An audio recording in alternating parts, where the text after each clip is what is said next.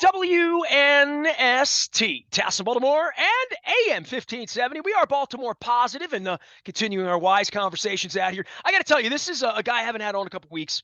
I was going to bring him out next week on the Maryland Crab Cake Tour, all presented by the Maryland Lottery, of course. Our Instant Lottery Scratch also will have those, and our friends at Window Nation as well, 866-90Nation. Bill Cole joins us now. And Bill, I want to begin the whole segment because, I mean, you're one of the, and I say this in the ad, I know you shudder, but you're one of the inspirations for all the Baltimore positive things. I had my Cole Roofing mug this morning, and I got my Royal Farms coffee in it, obviously, but I want to give a free shout out to a local bakery in the city. Can I do that? Of course. You ever been to the Woodley Bakery? You know who the Woodley is? I do. Across from the Hacienda, across from Scotty Donahoe, right there, Bel Air Road. They make chocolate chip cookies the way my next door neighbor, Miss Barb, made them. And this is the last bite of my chocolate chip cookies. I just want to begin the segment by saying, it's been too long. Where have you been, man? I haven't talked to you since like the Super Bowl.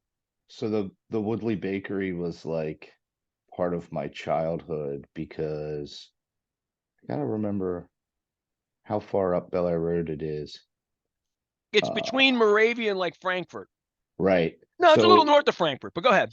So my great-grandparents' house, which is where the business used to be, was like White Avenue, Hamilton Avenue, like right there. Right. So Woodley was part of the, regime, part of the system, right? Like you've had Bavarian cream, is what you're telling me. Yeah, absolutely. Like the box was always there. So I just want to give them some love, man. I went down and got cookies before the segment, and I'm like, why not? If you see them, tell them they have the best chocolate chip cookies on earth. They're delicious. Cheers to them, as well as stickies and all sorts of stuff. Give me the roofing update, man. I have gutter problems. Can you help me with gutter problems right now? Yeah, now's a pretty good time. Well, no, really, we probably should have had it done back in the fall, right? So like after the leaves fall, you clean them out. I know you in the fall. Where was this advice? After the leaves fall, you clean them out. And then, sure. Maybe you get out there. Hey, honey, Bill says we should have done it in the fall. I'm sorry. Roofing's good. Everything seems to continue to be moving. I mean, I think the interest rate hikes have caused projects that were, barely making financial sense to sort of go away. But there's an argument that maybe those projects should have never moved forward anyway. So you're kind of taking some of the questionable stuff out of the marketplace.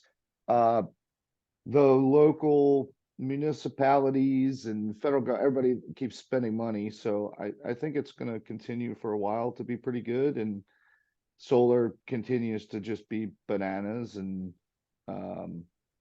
trying to figure out where the products are coming from. And there's a huge in the IRA bill, the Inflation Reduction Act.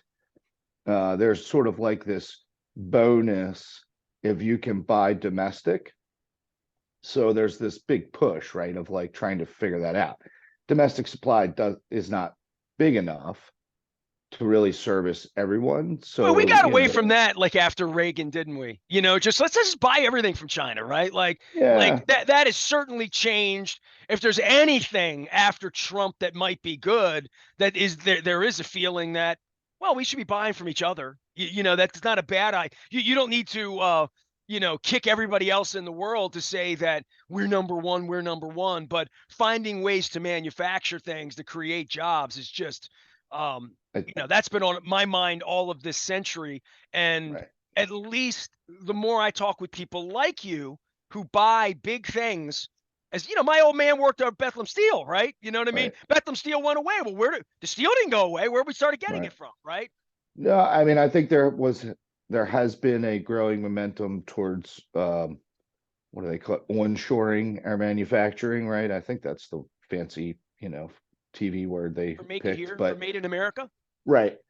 But I think what happened is that the pandemic sort of accelerated that movement, right? Because it identified where the risk is in not even making 2% of our antibiotics in America, or how about chips for cars? How about Yeah, you can't any you of that stuff. Sure. Right. right, So yeah. so that just accelerated what I think was already a movement that was going on. Now I don't I think, was just happy to have toilet paper at that point, yeah, know. I don't think it's a necessarily a job fixer, because I think the plants they build are mostly robots and autonomous and all kinds of crazy stuff that you and our heads would explode if we saw how it was happening. But uh it certainly helps with sort of the, I don't know, national security level of making sure we have the stuff we at least need. Baby formula was one that, was a major crisis. So, yeah, I don't know. It remains interesting times, Ness. You know that. I mean, Chris, we can't even figure out who the quarterback's going to be. Yeah, I was gonna say to you, man, it's crazy two old guys like us get together, business owners, and after a plague and worrying about the world and having wise conversations and trying to fix things. That the sports side of both of us, this has been a fascinating couple of months for me, especially getting thrown out, and not Yeah. being at the owners' meetings. By the way, Steve Bisciotti and I have two things in common. We're both male. We both weren't at the owners' meetings this week, so we've heard from everybody except the guy who owns the joint, right? And as a guy whose name's on the front of your building and I'm on the front of my building, that's an interesting concept in all of this. But opening day, and I'm going to be up at Hollywood Casino at Barstool Sports for the Fenway game. I'll be downtown next week. I'm at Costas on Wednesday doing the crab cake tour, 50th anniversary. It's springtime, right? Preakness is 6 weeks away. We have opening day, brand new arena. You and I, how long have we talked about a new arena in this city and Yeah. all of our life, right? I mean, since it was an ish hole in 1973 when I walked in there for a Clippers game and the Harlem Globetrotters. My parents took me to see the circus, right? So, and I always loved it. So, and I'm seeing all the pictures out of there. Big wink to Frank Remish. If anybody sees him, give him a kiss for me. And but I haven't been to the building yet, so I'm gonna get Right. down there for Springsteen and or the Eagles next weekend. I'm going to be downtown. I'm going to be in Dundalk Wednesday. I'm going to be downtown Thursday, Friday, Saturday. We're doing the show at Fadley's on Friday morning. Might be the last time we're at the old market, right? And they're opening there's this renaissance-y thing. Adley Rutschman is going to be downtown next week. Gunnar Henderson, maybe even Grayson Rodriguez. These new names, and yet all of this is going on, dude. And it sounds great. Lady Terps played to go into the grade 8. The men play. Lacrosse season is here, right? Like flowers are growing.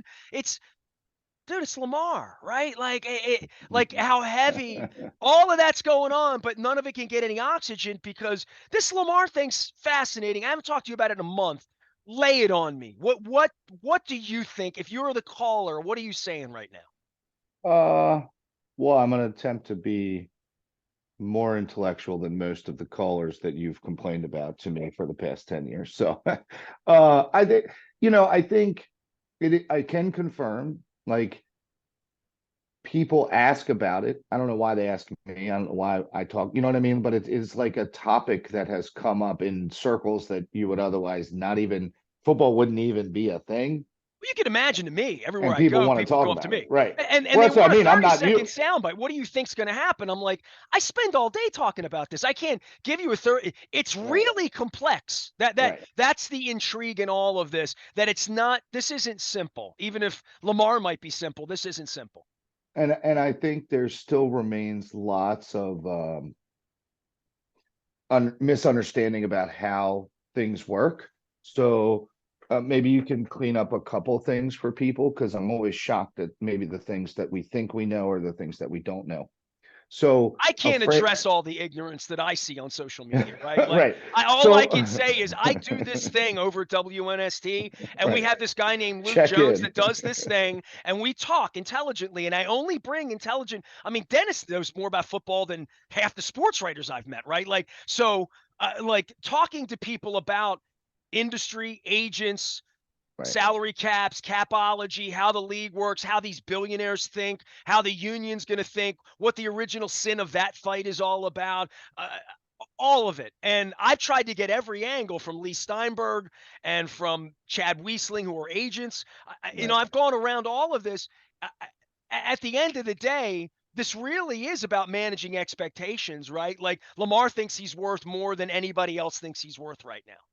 Yeah, I think for the fans, there's a couple simple things that you need to understand that will help you sort of think about possible outcomes. So when you franchise tag a player, the typical response from those players, not I would not say always, but normally, is their disgruntled nature then transforms into not showing up for anything up until like a week before the first game. And they're your highest paid player by the name franchise tag, at least at that position, right?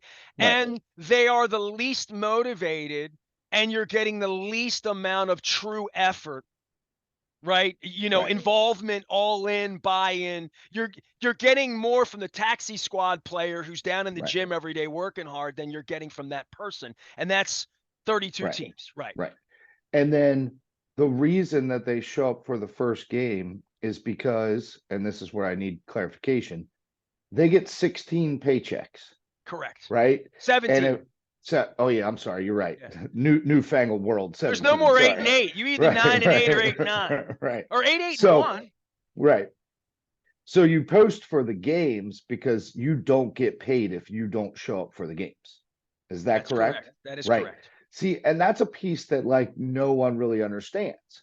So the most likely outcome in my mind is that he will ignore everything. He will sit out.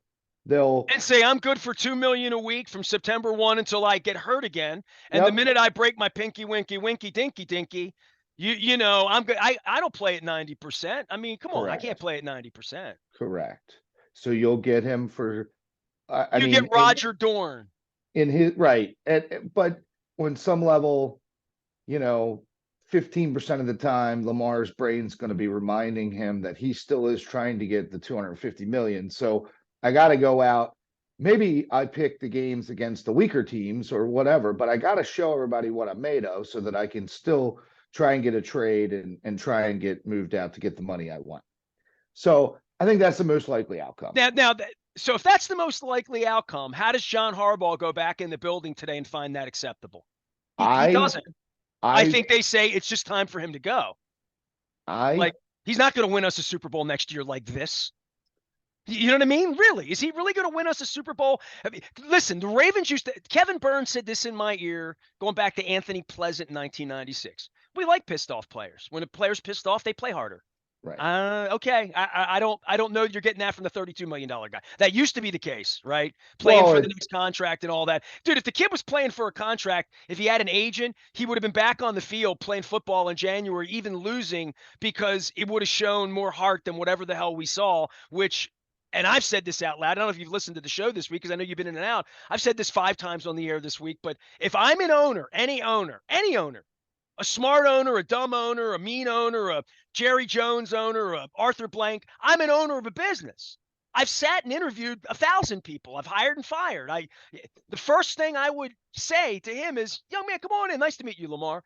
Listen, before we get started here, before I bring you to my football team, and I have $232 million in cold cash right here in my Samuel L. Jackson Pulp Fiction, briefcase. I have it here for you. Why weren't you in Cincinnati? Right. Can you explain that to me? And he put on the internet, this was literally this morning, he answered that one on the internet, that his knee got swollen in Pittsburgh the day I saw him dancing in the locker room, because I did see him in the locker room that day in Pittsburgh. I was a real media member that day. Thanks, Mike Tomlin. Thanks, Mr. Rooney. Everybody laughs, but it ain't funny to me. I get it. It ain't funny to me, dog. I know. So, and I have no sense of humor about what I do for a living. So, and I pointed that out over coffee, and people cough, and I'm like, me getting my press pass taken away is nothing funny to me. So I'm in Pittsburgh, and he's rolling through, and I never saw him again. I don't know if I were sourced, Billy. The biggest story to me at the pool in Arizona would have been that. Why wasn't he in Cincinnati? If I had more resources in the organization, I would find out exactly what happened there. And the truth will come out as to whether he said, I'm hurt. You don't think I'm hurt? I'm hurt. You don't think I'm hurt? I'm going home. Maybe. I don't know. I mean, I really don't know. I don't know what was said to him after he told a fan to perform fellatio. And when 5 days later, when he took the podium, he said his girlfriend's the one that told him to take it down. Wow. The owner of the team didn't want you to do that. The general manager, Chad Steele, somebody didn't like hit you at 6:15 on a Sunday night and say, bro, take that down. That's not that you work for us. You make $23 million a year working for us. That's what you would do owning Cole Riffings. So they have a whole different set of rules. And this guy has been rogue. And your notion that John Harbaugh and the organization are going to be held hostage in this, I think this is where you end the hostage situation because he's hijacked the offseason.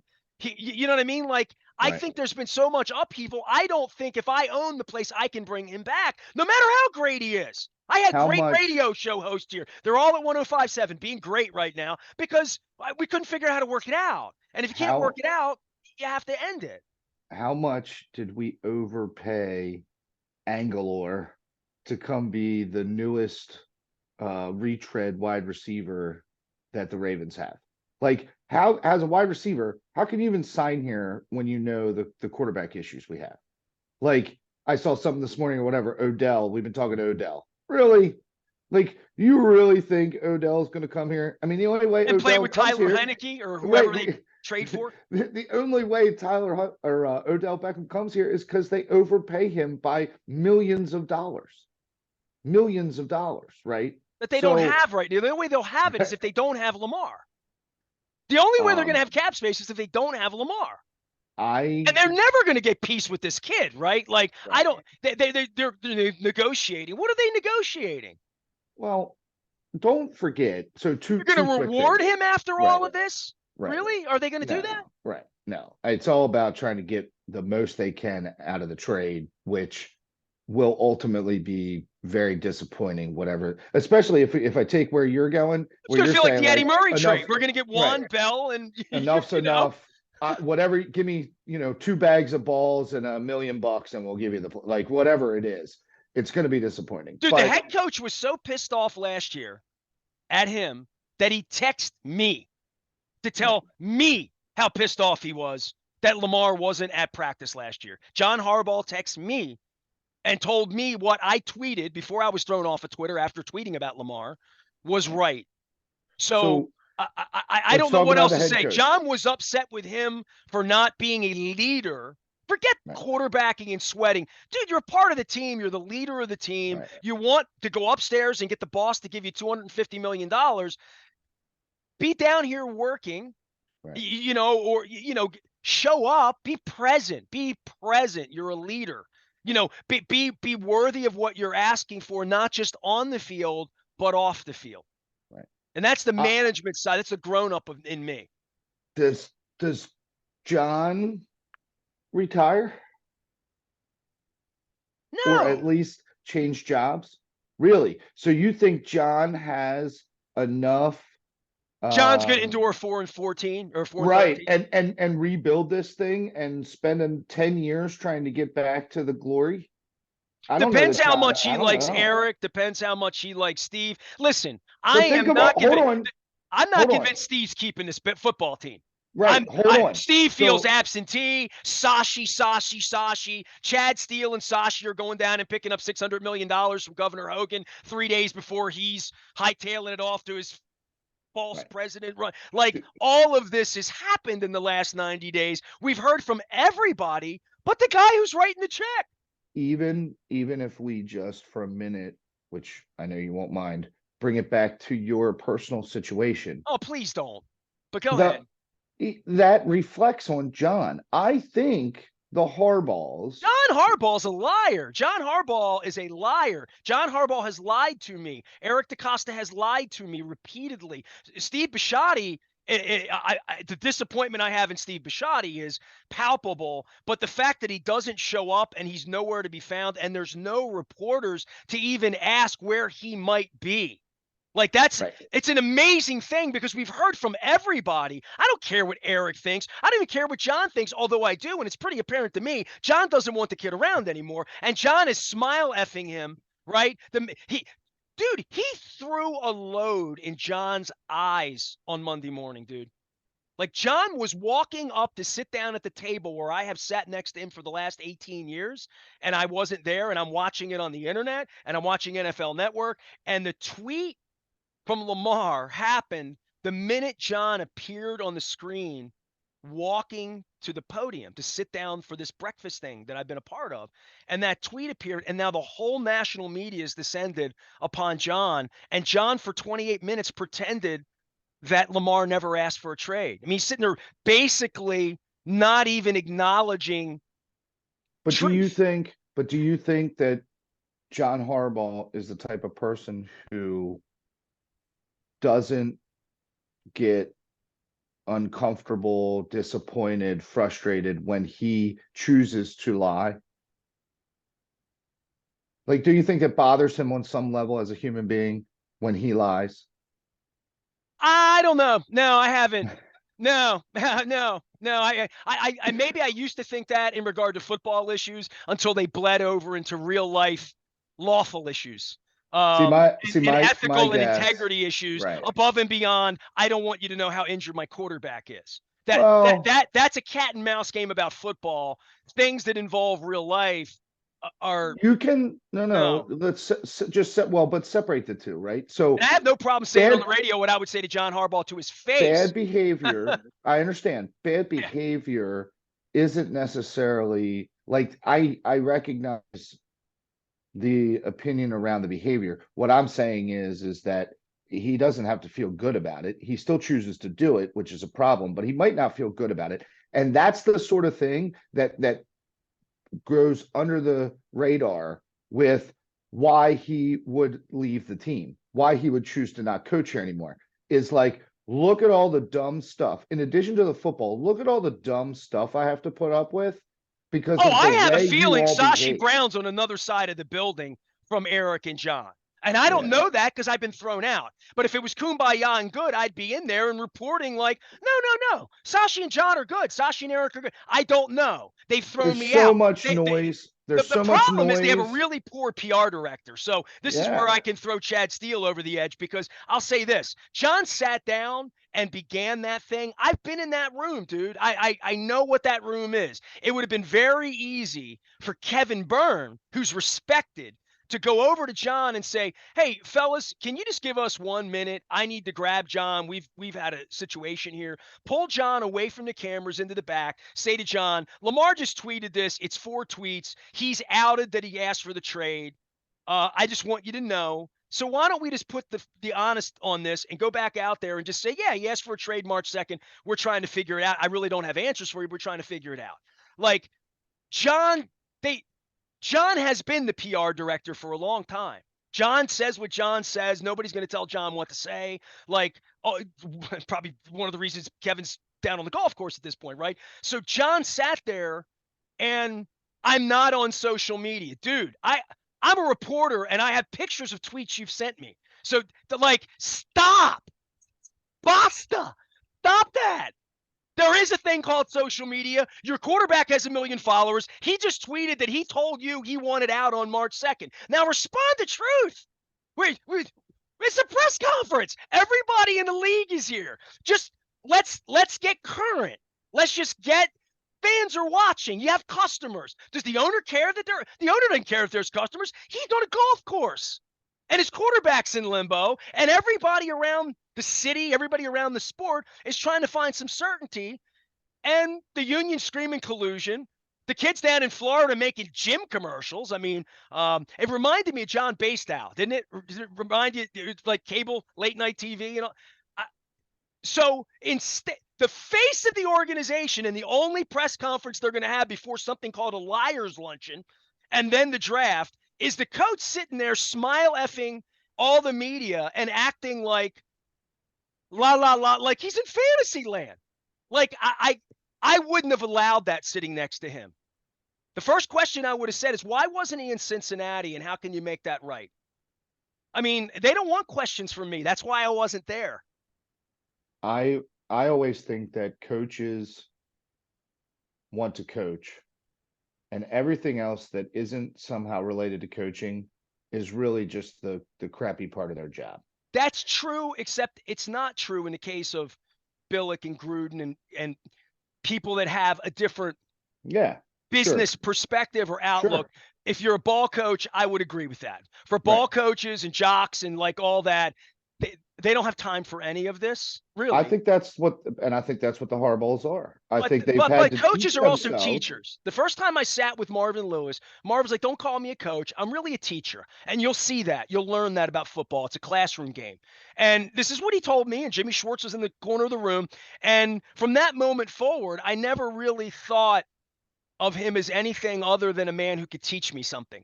In the same way I thought of Don Moeller as somebody who could teach me something when he was my school teacher, right? And I have all these teachers on that I respect as part of Baltimore Positive, thanks to you. But the teacher part in John is excellent when you ask him about special teams rules and technique and like all of that. But there is a part of him, he's making $12 million a year. He's the face of the organization. When the owner hides, the general manager doesn't want any part of it. And he's got to be the voice of the team. And right now, the messaging is poor. It's poor. It is. My assumption is he has to be miserable.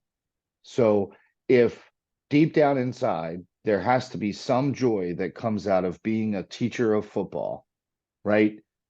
How John Harbaugh gets to do like 1% of his job being the teacher of football. The other 99% is management. It's PR, right? It's strategy, it's shenanigans, it's whatever. But that's the point, that Billick put zero time into shenanigans. Billick would just come out and say, "This is what's going on, have at it." And then there was no worry other than Preston writing whatever stupid thing Preston was going to write. But there was never any, "I'm going to run from you. You're going to sit in my office and I'm just going to flat out bullshit you the whole time you're here. And my eyes are going to move left and right when I'm lying." Like, I've dealt with hundreds of coaches, right? 95% of them have been pretty honest because they felt the accountability of, "I got to be here tomorrow."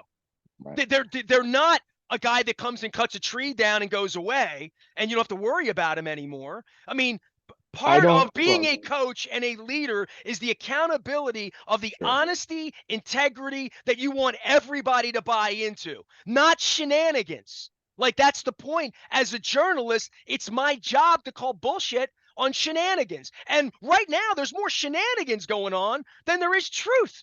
And that's been going on for years at these press conferences, where I go out there and I roll my eyes. And when I ask a real question, they grab me by the throat and put me out on the sidewalk. It's disgraceful. It really is. Disgraceful. I don't know John at all. I've literally never had a conversation with the man. But what I tend to believe about humans is, if you're in a job where only 1% of your time is spent on the thing that you truly love and the reason why you do what you do, and the other 99% of your time is spent on stuff that just sucks the life out of you, you cannot do that forever. And there will come a time where he is not going to put up with that anymore. And my concern, whether I could probably make the case that it would be the right time to completely implode the whole thing, right? If your quarterback is out the door and the system needs to go with him, then why am I keeping that head coach? Why am I keeping this knucklehead? Why am I keeping, we were trying to keep it together because we were only 2 steps away. Well, you ain't 2 steps away no more. So you should probably think about righting the ship. Man, we have never talked rebuild, have we? Well, Billick did after the Super Bowl. He called it retool, reload, we had to get rid of all the money and like all of that, right? We had that after a ring, but it was 21 years ago. Bisciotti has never used a term like that since he's owned the team. His credit. So based on what you're telling me about Steve's apparent lack of interest, what I'm talking about will not happen. Because that mandate needs to come down from Bisciotti. Like, Eric's not going to pull that, They're not. I don't think Steve's not engaged. I don't think that. I think Steve can live with 4-13 better than anybody can, than anybody. As much as they say we want to win, But do Steve you can live think with Steve's about to watch Danny sell the team for $6 billion. He knows he's up on $5 billion. And he was halfway out the door 5 years ago. So, 5 years from now, I'd be shocked if Steve owns the team. And to your point, if the thing's going to get burned down and he's not going to win again, he doesn't want to be a part of 4. I mean, Steve can live with 4-13 and sell it off, but I don't think Steve's going to be around for them to win again, to your point. So, but my question is, do you think he's engaged enough to be sitting around the conference room with John and Eric and Sashi? I think one of the reasons Steve's had Eric and John around is he doesn't want to hire another general manager. He doesn't want to hire another coach, right? He doesn't want to be a part of that. Right. But so in order to have the blow it all up and start over conversation, they got to sit around the room, the conference table, and say, okay, let's look at our options here. It's the same way we started this conversation. We can ride this train. This is what that looks like. We can make this move. That's what that looks like. We can make this move. That's what that looks like. And collectively, like, you got to get buy-in from all those pieces. And then everyone's got to go out and say, all right, here's the plan. Let's go. If one person doesn't like the plan, all of a sudden your head coach says, I'm retiring. And now you don't have a head coach and the plan blows up. Eric could say, I'm not in charge of this mess. I ain't dealing just with the fact that they don't want real questions should tell you everything you need to know. Seriously, the fact that they don't literally want real questions, that John seeks the harbor of the NFL Network to hide, or their podcast lounge. I mean, dude, the thing the other day that was really embarrassing in all of this, there's reporters everywhere there asking about Lamar, and then I hear this voice. It's Cliff Brown. Cliff used to be a journalist, and I like Cliff, and I've always liked Cliff. Cliff is not a journalist. Cliff is an enabler. Cliff works for the Ravens. He works for Ravens.com. He interjected a question about wide receivers or something. John, not to change the subject. Well, thank you, Cliff. Does anybody know that Cliff works for me and Cliff works at my pleasure and I could get Cliff fired tomorrow just the way I had Nestor thrown out a couple it's unbelievable. These aren't press conferences, dude. These are Putin shams at this point when there's not real questions and when they reality can plant television. Dude, this is Joe Biden planting, one of his WhiteHouse.gov people in the front row of the press conference to redirect the questioning. I mean, so let's just remember at the end of it all, there are still 500 to 1,000 superior athletes walking out the door of one institution attempting to make a living playing that game every single year. So for no matter what sort of terrible management, misbehavior, bad contracts, all that, there are 1,000 dudes knocking on your door saying, I'm ready. Let's go. I'll do this. I'll risk my life. I'll blah, blah, blah, blah, blah. Like all that whole professional football desire never wanes. So, well, look, there's 3 teams at the top in Carolina, those teams with the picks, that they want Stroud, Richardson. Dennis keeps talking about Stetson Bennett around here, right? Like that he's going to be available. Well, yeah, and we've got the offense. Okay. But when it comes down to it, this is where I believe Steve was 4 months ago, which is we took him 32nd. We'll pick another one. Eric's smart. We'll just go get another quarterback. And that's the way they should be looking at it. That's the way they are looking about it. But that's not the public face that they should be putting on it. But there is a point where, like, they're good at what they do. They'll figure this out. And I have – but lying to the fans and having this manure throwing contest with the kid, you know what I mean? And it's clearly he's the one doing all the chucking at this point, and they're just ducking. But – this is a really awkward time for this franchise. And as we talk about opening day, the Terps, prosperity, things happening, arena opening, all that, it's really weird that the owners' meetings that I got locked out of this week, if I were out there, the Ravens are the organization that there's most questions about. Right. Everybody else can sell some prosperity. The Ravens have clouds, a lot of clouds, and that's very unusual for the organization. No, I agree. Bill Cole is Cole Roofing. He is Gordian Energy. He puts solar up on roofs. He makes roofs better in commercial spaces. Been doing that for a long, long time. You can find him at Cole Roofing, and we talk about him all the time. Anything else on your mind? You watching baseball, or you going to concerts? You excited about the arena? Nothing. Basketball, that's been fun to watch. I mean, that's been a pretty crazy tournament. But other than that, no, not really. Just trying to, keep rooting for the warmer weather to show up sooner rather than later. But no, I'm ready for spring. Let's move on. I haven't given a lot of bile about ownership. You got me on a train here today talking about media. It was very unfortunate that we had this segment, but it was necessary. I guess. I don't know. I thought it was pretty impassioned. You were there were a couple of stretches there where I was just trying to figure out what role it is that you should play. Like, you know what role it is? I'm going to tell you. I'll leave you with it. Go ahead. Finish your thought. But go ahead. You probably should pick it up. But the idea that you can talk for 45 seconds with as much vigor and passion about how you would like to see certain situations handled.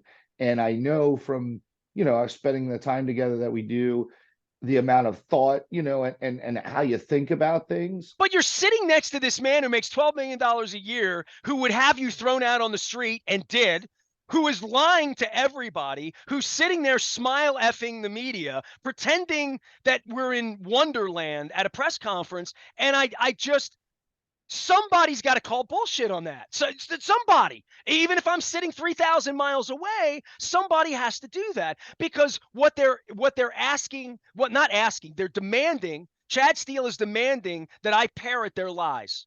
Like, and take that out to people and defend what John said, so it must be true. John said, so it must be true. I mean, one of Bishotti's not flaws, one of his fatal flaw is I don't think he can lie. I think Bishotti's like, right. When you ask Bishotti a question, he's got so much money, he'll just tell you the truth, which is why he's dangerous, right? Like they'll you too, son. You're dangerous because you're honest. I mean, Steve avoids these things because after 3 beers, he might tell somebody the truth. As the world evolves, right? I think what you're describing is probably one of the consequences of everyone having their own streaming service, everyone having their own platform. I don't need your newspaper anymore because I'll put out my own content. So in that newfangled world, which we've never lived in, right? Like, it's being created and evolving as we go. Yeah, it's our job to raise our hand and say, hey, did anybody realize that, like, if everyone in the room asking the questions is an employee of the organization, that there could potentially be a problem, and that as an entity of the state that gets taxpayer dollars, there is an obligation, for us to keep them in check. We didn't keep the Angeloses in check, and look at how that's turned out. Right, I understand. By the way, John got Lou in check. Apparently, Lou's been cut out of the media guy, that's big news around here. It's opening day week. I don't want to carry any more of this in, but I would just say thank you for at least allowing me to express my opinions on a press conference I was locked out of for the first time in 20 years. So, which was only the most important press conference that they've had, and it was something. That's all I can say. It was surreal to sit here and watch this on a screen. It really was. The whole thing is very unfortunate. I am worried for Lamar as a human. I'm concerned that, he's getting bad advice and making bad decisions, and I have to feel sorry for that. I am concerned for him, but at the end of the day, I guess he's a grown man and is making his own decisions and is making his choices. So I mean, it's going to be what it's going to be. As a fan, like, it's cool. I'll root for the purple. Like, there's going to be 11 dudes on the field. I can promise you that. So whatever there'll be a quarterback trying very, very hard for John Harbaugh and the Ravens. Yes. Right. So one who will show up in August and practice and be a part of the team. Right. Be a part of the team, right? Yep. A guy that if you gave him $23 million a year, he might show up and swing a towel in Cincinnati at a playoff game and help his teammates. Bill Cole is here. He is Cole Roofing and Gordian Energy. I'm really not in a bad mood. It's spring. I started this segment talking about the Maryland Crab Cake Tour. I'm going over to Costas. We're celebrating 50 years of the Maryland Lottery. Our friends at Window Nation. I'm putting together an oyster tour for our 25th anniversary. It's fun. It's spring. It's good weather. It's Baltimore Positive. Stay with us.